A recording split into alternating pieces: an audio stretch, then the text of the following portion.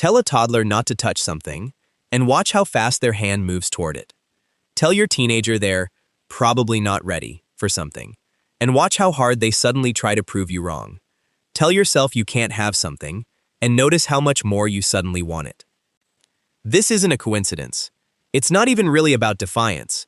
It's one of the most consistent, most exploitable patterns in human psychology.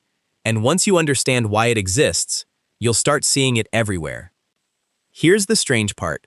Telling someone not to do something can be one of the most effective ways to get them to do it. Psychologists have a name for the mechanism behind this. It's called reactance. The theory comes from psychologist Jack Brehm, who proposed it in 1966. Brehm's core idea was simple but powerful. Humans have a deep, largely unconscious need to protect their sense of freedom. The moment you feel that freedom is being restricted, even in something as small as being told what to think, what to buy, or what to do, your brain doesn't calmly accept the restriction. It pushes back. It generates a motivational state specifically designed to restore the freedom that felt threatened. And the fastest way to restore that freedom? Do the exact thing you were told not to do. This isn't a flaw in human wiring.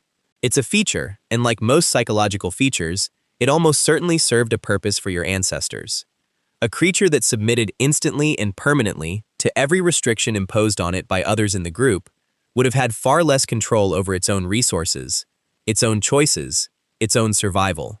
A healthy resistance to being controlled, a built-in alarm that fires the moment autonomy feels threatened, would have been valuable in a world where your position in the group, your access to food, and your ability to choose a mate all depended on you having some genuine leverage over your own life.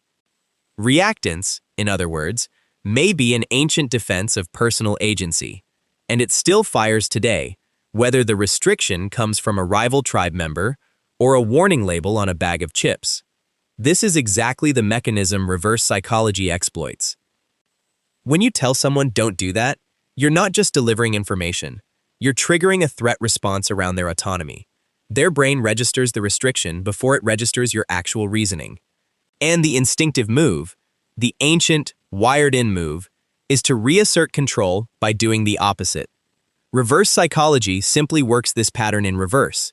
Instead of pushing directly toward the behavior you want, you frame the opposite behavior as the restriction. You say, "You probably can't handle this," instead of, "Please do this." You say, "I don't think you're ready," instead of, "Prove yourself." And the same reactance that makes people rebel against direct commands now works in your favor, because the person isn't complying with you. They're proving something to themselves.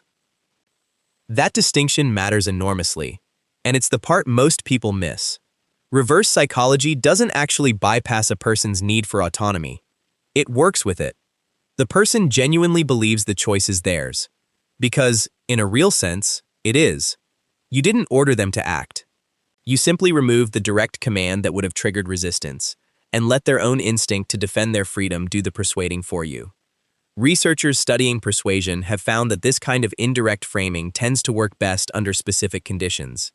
It's more effective with people who already show a strong reactance tendency, people who are naturally resistant to being told what to do, which, not coincidentally, tends to include teenagers, whose developing brains are wired for exactly this kind of autonomy testing. It's more effective when the stakes feel personal rather than trivial, and it tends to backfire the moment someone senses they're being manipulated.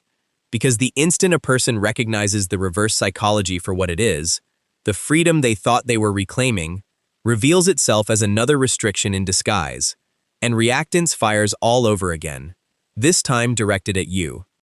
This is why reverse psychology is so easy to use badly and so hard to use well. Used clumsily, it reads as an obvious trick, and the backfire can be worse than if you'd said nothing.